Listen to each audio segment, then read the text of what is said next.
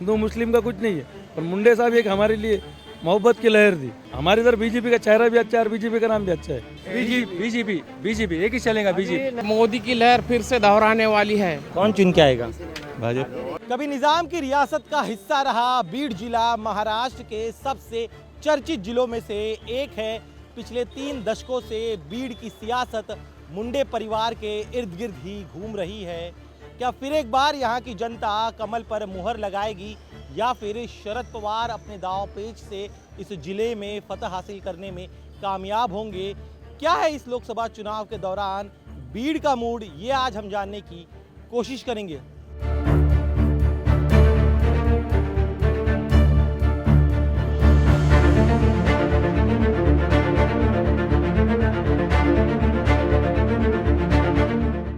बीड़ में इस वक्त हम हैं, लोग हमारे साथ हैं, इनसे बात करते हैं। आप मुझे बताइए जरा, आपके इस शहर में किसकी लहर दिखाई दे रही है आपको? खासदारगी के लिए गोपीनाथ मुंडे साहब की बच्ची है पंकजा ताई मुंडे। 100% आ सकते चुन के। क्यों, उनको क्यों लग रहा है कि ऐसा क्या फैक्टर है कि वो चुनकर आ सकते? क्योंकि हमारा मुंडे साहब के ऊपर प्रेम है। मुंडे साहब एक अच्छा आदमी था हमारे जिले के लिए, इसलिए हमारे लोग उनके लिए उनको मतदान करते हैं। गोपीनाथ मुंडे के लिए आप जो है उनके लिए उनको बीजेपी को मतदान करते हैं। आप बताइए। हाँ, वही मुंडे साहब की लड़की जो प्रीतम ताई मुंडे, जो मुंडे साहब के लिए जो प्रेम था आज भी हमारे दिल में बरकरार है। हिंदू मुस्लिम का कुछ नहीं है। पर मुंडे साहब एक हमारे लिए मोहब्बत की लहर दी। जो भी छोटे बड़ा जो भी रहेगा, अगर वो चलते हुए भी अगर किसी से मुलाकात होती है तो रुक के बात करते थे। वही परंपरा चल रही है। मुंडे साहब की बेटी के लिए ही चल रहे हैं। जो मुंडे साहब खासदार थे वही उनके घराने के लिए भी चल रही है। क्या खासियत है जो आपको लग रहा है कि अब तो गोपीनाथ मुंडे साहब को 10 साल हो गए उनको गुजर के, लेकिन अब भी आपके मन में उनके प्रति प्रेम है? जो पहले से जो उन्होंने सबको लेकर चलते थे, गरीब हो बड़ा हो अमीर हो या गरीब हो, वो सबको साथ लेके चलते थे। इसीलिए आज भी हमारे दिल में उनके लिए मोहब्बत है कि वो उनकी जो परंपरा, जैसे कि उन्होंने खासदार भी रह चुके, या आमदार या मंत्री भी, जब वो मंत्री भी बने तो छोटे से छोटे इंसान के लिए मिलने के लिए आते थे। और आज भी उनकी बेटी भी है, थोड़े थोड़े बात के लिए कम कुछ प्रॉब्लम आता है तो उनके लिए मिलने के लिए हम बोलने के लिए जाते तो वो आते हैं हमारे लिए मिलने के लिए। जैसा कि आज प्रीतम ताई मुंडे है, थोड़ी बात अगर उन तक पहुँचती है तो वो हमारे मूवमेंट एरिया में आते हैं, देखते हैं और मिल के जाते हैं। सोल्यूशन तो थोड़ा बहुत निकलता है उसके अंदर से। आमतौर पे ये होता है कि जो मुस्लिम मोहल्ले वहाँ पर एंटी बीजेपी सेंटिमेंट होता है, यहाँ पे ऐसा क्यों नहीं है? कि नहीं, भरोसा मोहब्बत ये बहुत बड़ी चीज़ है। अदर स्टेट में क्या होता है उससे हमें लेना देना नहीं। बीजेपी का चेहरा, बीजेपी नाम खराब है, चेहरा खराब नहीं है। हाँ, हमारे इधर बीजेपी का चेहरा भी अच्छा है और बीजेपी का नाम भी अच्छा है।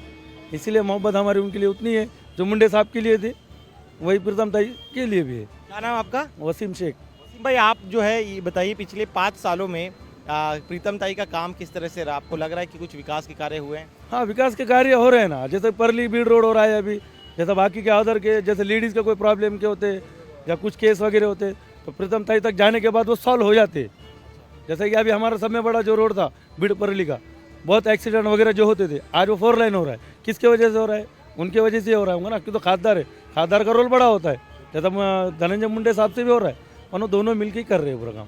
आप मुझे बताइए जरा, क्या इस बार के चुनाव में मराठा आरक्षण फैक्टर होगा बीड़ में?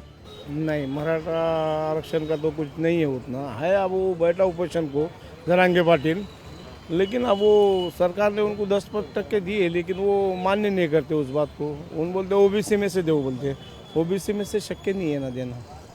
लेकिन देखिए, यहाँ पे शरद पवार भी पूरा जोर लगा रहे हैं, महाविकास आघाड़ी भी पूरा जोर लगा रही है। उनका कहना है कि इस बार बदलाव होकर रहेगा। नहीं, कोई बदलाव नहीं होगा। लोकसभा को कोई बदलाव नहीं होता, कभी नहीं होता लोकसभा को यहाँ पे बदलाव। हाँ, बीजेपी जाएंगे यहाँ पे, क्योंकि प्रीतम ताई यार मुंडे साहब की वजह से यहाँ पे अभी पूरा जो है ना, पूरा जिला जो मुंडे साहब को मानने वाला है। यहाँ पे बीजेपी आएंगे। मोमिडियन में यहाँ पे पूरा मोमिडियन का मतदान बीजेपी को गिरने वाला है। क्या नाम आपका? शेख रईस। आप मुझे बताइए जरा, आप क्यों ऐसा लग रहा है कि सारे जो मुस्लिम मतदाता हैं वो बीजेपी को वोट करते हैं? क्योंकि मुंडे साहब की वजह से प्रीतम ताई, पंकजा ताई, ये दोनों जो है तो मोमिडियन को बहुत ये करते और ये पूरा विकास कर रहे हैं यहाँ का, तो इसलिए यहाँ पे बीजेपी का लोकसभा का पूरा सीट उनको लगने वाला है। लेकिन सब तो कहते हैं कि भारतीय जनता पार्टी बहुत सांप्रदायिक है। नहीं, सांप्रदायिक नहीं है। हमारे बीड़ जिले में तो नहीं है, हमारे बीड़ जिले में तो नहीं है, तो बाकी जिले में होगा पर बीड़ जिले में नहीं है। आपको लग रहा है कि फिर मतलब ये जो प्रचार किया जाता है वो गलत है? नहीं, नहीं नहीं नहीं, ये प्रचार गलत है। ये कुछ भी हो जाए, ये शरद पवार फेवर पर कुछ नहीं है। हमारे पास यहाँ पे बीजेपी होना, बीजेपी। आइए, आपका नाम बताइए भाई साहब। खान सादिक। खान सादिक भाई, आप मुझे बताइए क्या माहौल है आपके इस बीड़ जिले में, किसकी लहर दिखाई दे रही है आपको? माहौल तो मुंडे साहब का तो हमारा प्रेम बहुत है उनके मुंडे साहब के लिए, और इसलिए कैसा है मैं हमारे जो बीड़ जिले तक है, और लोकसभा को जो है, लोकसभा को धनंजय मुंडे साहब आएंगे और राष्ट्रवादी कांग्रेस से, और लोकसभा और विधानसभा को आएंगे हमारे संदीप भैया। और इसमें क्या है, असल में मुंडे साहब भी जब भी थे उन्होंने हर कास्ट को लेके साथ में चले, तो हमारे इसमें क्या है, भाईचारा हो, साथ में लेके चलने वाले हो, तो ऐसे लोगों को हमारे दिल से प्रेम है और मोहब्बत है।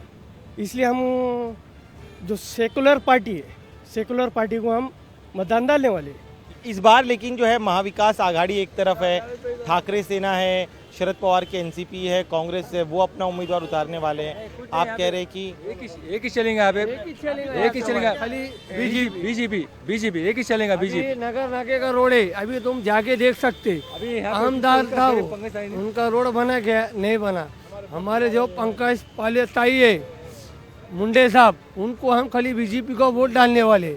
अभी बालेपीर को जाओ तुम, वो रोड देखो कितना है।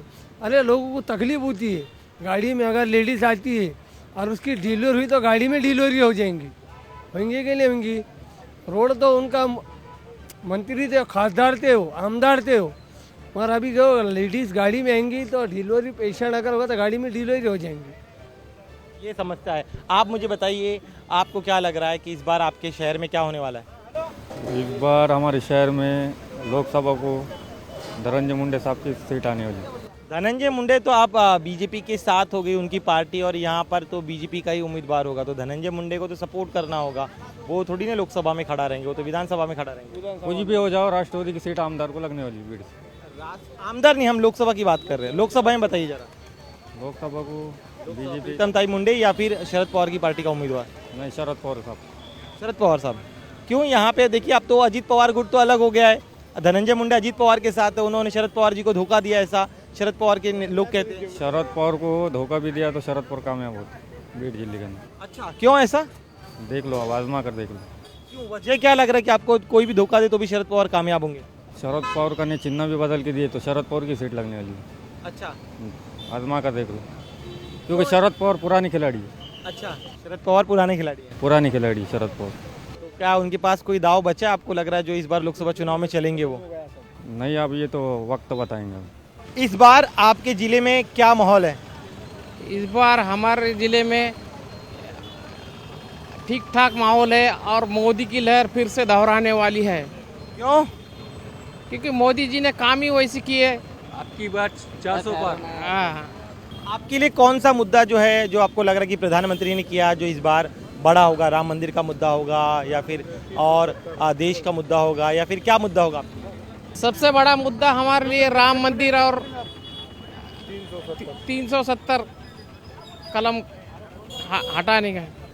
इसमें कोई दो राय नहीं कि शरद पवार को मानने वाला एक बड़ा वर्ग बीड़ जिले में है, लेकिन अजीत पवार के अलग होने के बाद बीड़ के सियासी समीकरण पूरी तरह से बदल चुके हैं।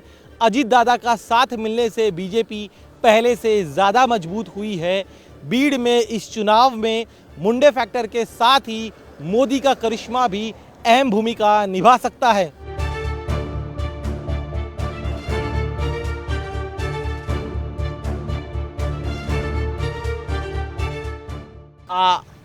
आपका नाम बताइए और मुझे बताइए कि बीड़ में क्या माहौल है इस बार?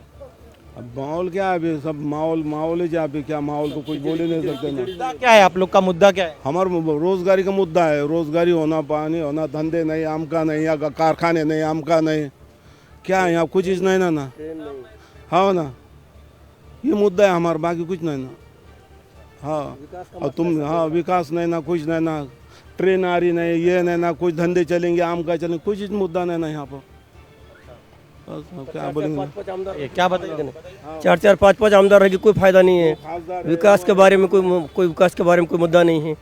कई 5 साल कैसे 10 साल से ट्रेन आ रही है, ट्रेन नहीं है। आगे ट्रेन आएंगे तो कोई कारखाने होंगे, विकास होगा, कुछ मुद्दा होगा, कुछ भी नहीं है विकास के बारे में भी। 5-5 आमदार है कि उसमें कोई फ़ायदा नहीं, सिर्फ आपका खुद का पेट भर रहे नहीं कोई फ़ायदा नहीं कर रहे।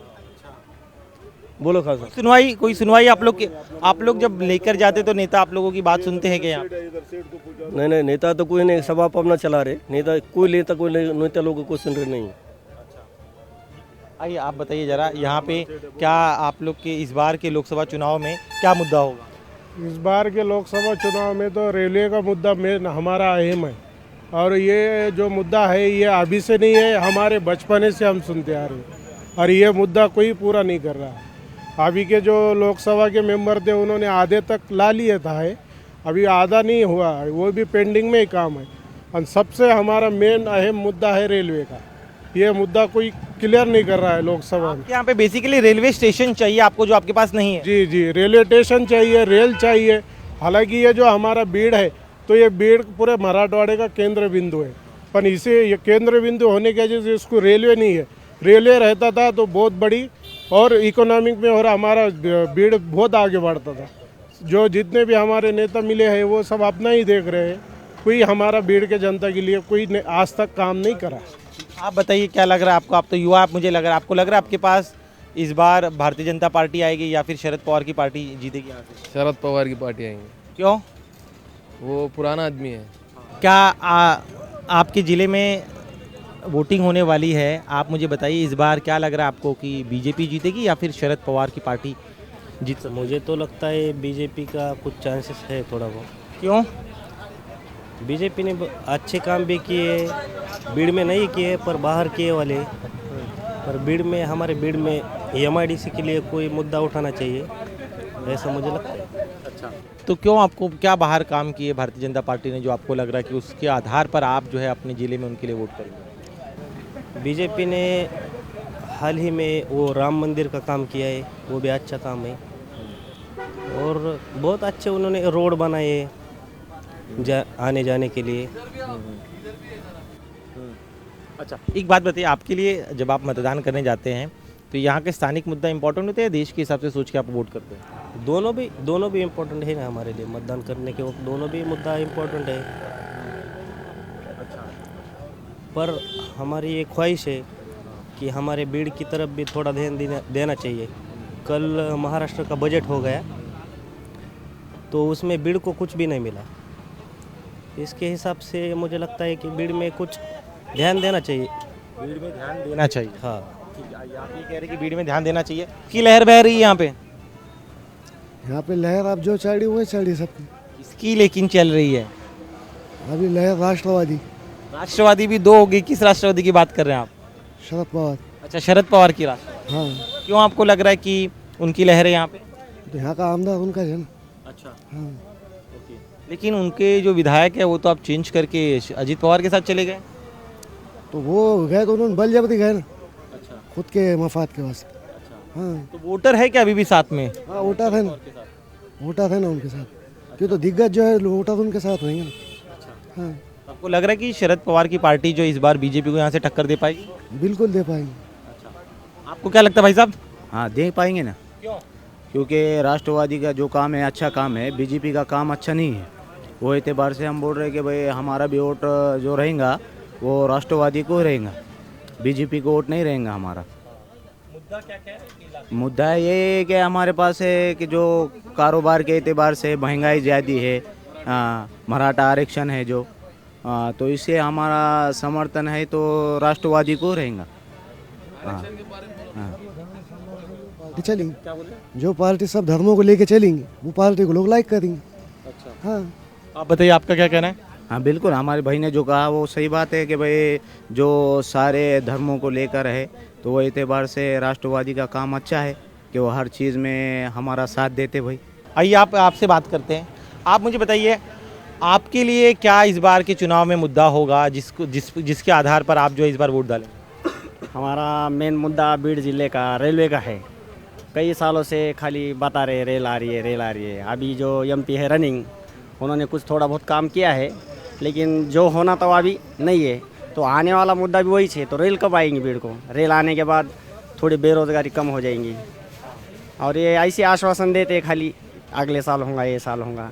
और हम इस पार्टी को चॉइस करेंगे कि जो सबको सर्वधर्म भाव लेके चलेगा, उसको हमारा वोट रहेगा। तो क्या वो पार्टी फिर भारतीय जनता पार्टी या फिर महाविकास आघाड़ी? महाविकास आघाड़ी रहेगा। हाँ, क्यों आपको लगता है? वो सब उनका काम भी अच्छा है बीड़ में, और ये राष्ट्रवादी का बाले किला रहा है बीड़ जिला, और शरद पवार साहब का काम अच्छा है। हाँ, पवार का काम अच्छा इन्हें लगता है। क्या मराठा आरक्षण बड़ा मुद्दा होने वाला है? बहुत बड़ा होने वाला है। क्यों आपको लग रहा है कि मराठा आरक्षण बड़ा मुद्दा है? बस वही है, मिलने छोड़ना, दूसरा क्या है। और इलेक्शन की जो राजनीति दिख रही है, दूसरा क्या है।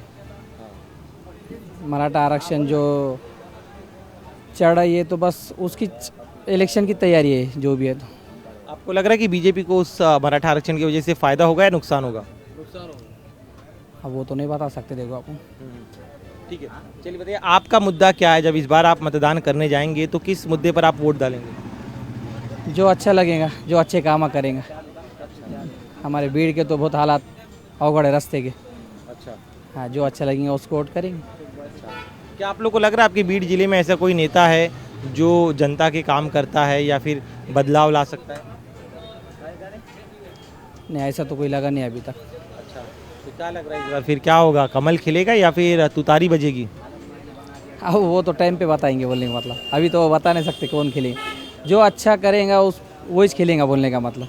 चाहे कमल हो या घड़ी हो या जो भी हो। अच्छा, शरद पवार आपको लग रहा है कि इस बार उनका उम्मीदवार शायद उतार सकते हैं, वो टक्कर दे सकते हैं भारतीय जनता पार्टी को यहाँ पे? दे सकते। क्यों आपको लग रहा है? शरद पवार को चैलेंज नहीं है। हाँ? शरद पवार को चैलेंज नहीं है। चैलेंज नहीं? पवार हाँ, बहुत आगे के है। कर सकते हो, कुछ भी कर सकते हो। राजनीति के जो है तो बादशाह बोलना पड़ेगा उनको। अच्छा, कुछ भी कर सकते हो। अच्छा, आपको लग रहा है बादशाह इस बार खेल खेलेंगे? खेलेंगे। अरे राजनीति में उनके जैसा खेल कौन खेलता। अच्छा, लेकिन इस बार तो खेला उनके साथ कर दिया भारतीय जनता पार्टी ने। बोलते नहीं कि खामोशी के पीछे कुछ बात रही थी। हो सकता कुछ ना कुछ निकालेंगे हल उसका। अच्छा, तो आपको लग रहा है उनकी खामोशी तूफान लाएगी? हो सकता, हो सकता, हो सकता। कुछ ना कुछ अच्छा करेंगे, जो भी करेंगे कुछ ना कुछ अच्छा करेंगे। क्या करेंगे बताइए जरा। आप देखो, आप कैसा है बोलते, मतलब हमारे रास्ते जो है तो बहुत अवगढ़ है। अच्छा, हाँ, ठीक है। हमारे रास्तों का बहुत अवगढ़ मसला है। दम दम से हो रहे काम है। इलेक्शन तक थका रहे, बोलने का मतलब। जो भी करेंगे, अभी तक तो घड़ी चलती हुई है यहाँ पे। अच्छा, राष्ट्रवादी चलती हुई। लेकिन अब घड़ी तो अजीत पवार जी के पास चली गई है। शरद पवार जी के पास तो अब घड़ी नहीं है, उनके पास तो तुतारी है। तो देंगे बोड़ा में, जो अच्छा करेंगे पहनेंगे, तुतारी बजाएंगे। नहीं, वो तो आप टाइम पे बताएंगे तुम। जो अच्छा करेंगे वो समझो, बोला ना भाई। चलिए, ठीक है। क्या लग रहा है आपको इस बार क्या होने वाला आपके जिले में? भाजपा आएंगे ना। क्यों बोले तो अभी तक किसका राज है? भाजपा का। हाँ। ये हिसाब से भाजपा ही आने वाली है। क्यों आपको लग रहा है कि वही आएंगे? कामा करे वाले ना उन्होंने। जैसे कोई काम गिनाइए। रेलवे। हाँ। रेलवे भी उनके इसमें आएगा ना। हाँ। उनके खाते के अंदर उस टाइम जब भाजपा था उस टाइम में रेलवे का प्रस्ताव चालू था, अभी भी कंप्लीट उसी टाइम पे हो रहा है वो। अच्छा। और पानी की समस्या नहीं है अभी फिलहाल तो। अच्छा। और खेती बाड़ी वालों को पैसे दे रहे हैं, खाते में ट्रांसफर हो रहा है। आपको लगा देश का मुद्दा जो है, जैसे देश का ही मुद्दा आप लोग जब मतदान करने जाते हैं तो देश का भी मुद्दा रहता है, ऐसी भीड़ के मुद्दा देख के आप वोट करते हैं? देश का देखेंगे ना, भीड़ का नहीं, पूरा देश का ही देख के ही मतदान करेंगे ना फिर। अच्छा। आपको लग रहा है इस बार बता रहे आप, लेकिन शरद पवार जी भी काफ़ी मेहनत कर रहे हैं, उनकी पार्टी यहाँ पर टक्कर दे सकती है, ऐसा उनके समर्थक कह रहे हैं। सही बात है, दे सकते हैं टक्कर। लग रहा है आपको कि टक्कर होगी? टक्कर होने वाली है ना, टक्कर होने वाली, लेकिन उसमें से चुनाव जो चुन के आएगा वही सही रहेगा ना। अच्छा, तो कौन चुन के आएगा? भाजपा। बताइए जरा, यहाँ पर कहा जाता है कि लड़कों की शादियाँ नहीं होती है, क्या आपको लगता है कि इस बात में कोई सच्चाई है? सच है ना। आपकी शादी हुई है? नहीं। क्यों नहीं हुई शादी अब तक? आपकी उम्र कितनी है? 27 साल। तो क्या आप शादी के लिए लड़की देख रहे हैं, ढूंढ रहे हैं? तो क्या शादी क्यों नहीं हुई अब तक आपकी? काम धंधे नहीं, इसलिए छोकरी नहीं देते हो। सिर्फ आपको नहीं मिल रहा है या फिर आपकी शादी नहीं हो रही है, कईयों की नहीं हो रही है? कईयों की नहीं हुई। अच्छा, बताइए क्या बोल रहे हैं आप? फिर भी विकास नहीं है यहाँ पे। 47 से यहाँ देश आज़ाद है, ये ज़िला बन के सबसे पहले महाराष्ट्र के अंदर। अभी तक इसके पीछे से लातूर, उस्मानाबाद, जालना सबसे ज़्यादा महाराष्ट्र का टैक्स जाता। उसके बाद भी ये यहाँ पे ना रेल तो आ गई समझना, गोपीनाथ मुंडे ने ला लिए। अब बचा क्या? एयरपोर्ट है, स्टेशन है, बहुत सारे बात है। पूरे जनरल नॉलेज, यहाँ लोग मजदूरी के लिए, पेट पालने के लिए मजदूर परेशान है। कारागिर आदमी 200 से काम कर रहे हैं यहाँ, 1000 रुपये रोज से आदमी। किसको बोलेंगे कौन सा इलेक्शन आएगा? इंसान को नहीं पूछ रहे यहाँ। पड़ोसी को कठोर वर्षालन नहीं दे रहे, इतनी महंगाई बढ़ गई यहाँ। कोतमीर गड्डी 5 रुपये में, 10 रुपये में बिक रही, दही का पैकेट 15 रुपये में बिक रहा, शक्कर 40 रुपये में बिक रही, कोपन पे माल ब्लैक होते रहते। ये सब अंधा कानून यहाँ चढ़ा। यहाँ खाली नौकरी वाला और नंबर 2 का आदमी रह सकता। यहाँ मेहनत करने वाला सच्चे आदमी के लिए कोई नहीं है यहाँ शायद। वो मार रहा है टिकाऊ।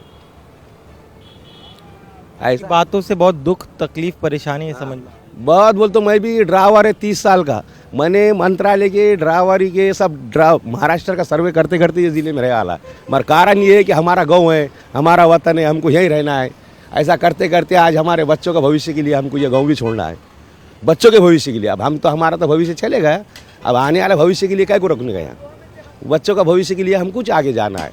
हमारी प्रॉपर्टी हमने बेचने को निकाली। हमारे साथ बीजेपी के बीड़ जिला अध्यक्ष राजेंद्र मस्के, उनसे बात करते हैं। राजेंद्र जी, सबसे पहले तो बताइए किस तरह की तैयारियां चल रही है लोकसभा चुनाव को लेकर यहाँ? अभी लोकसभा चुनाव नज़दीक आ रहा है, हम सब कार्यकर्ता पूरे काम को लगे हैं।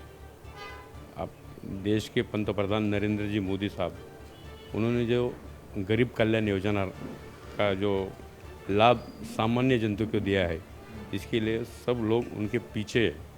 अभी तक जिसने ये डेवलपमेंट की ही नहीं, ऐसा पंतप्रधान कभी भी मिला नहीं, ऐसे लोग बोल रहे।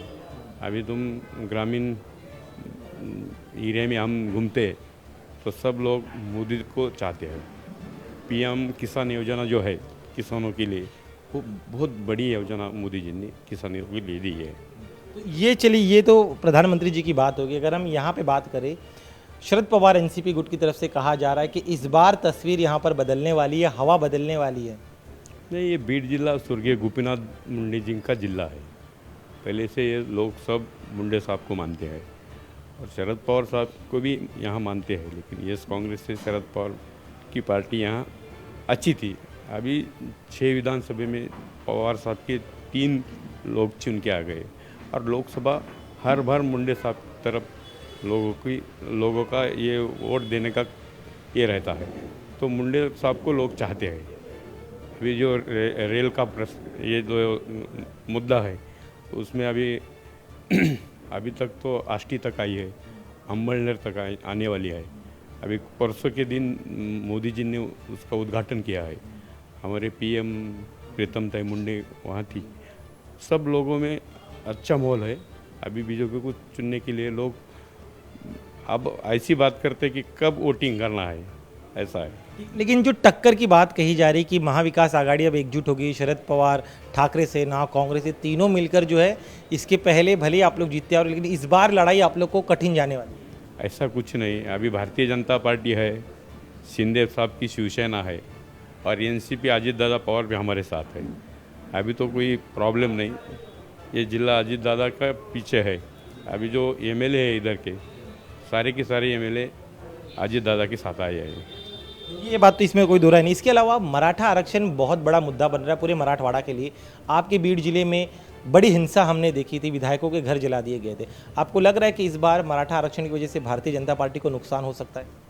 वो सही है, बड़ा मुद्दा है। जो मराठा समाज है इधर मराठवाड़े का, उनको लग रहा है कि मराठा आरक्षण की बात बहुत साल से चल रही है। अभी उसके ऊपर बहुत लोगों ने राजकारण किया है। अभी वो जो मनोज पाटिल, जारंगे पाटिल है, वो सही मुद्दे पे बैठे हैं। लेकिन अभी गवर्नमेंट ने निर्णय लिया 10% आरक्षण देने का।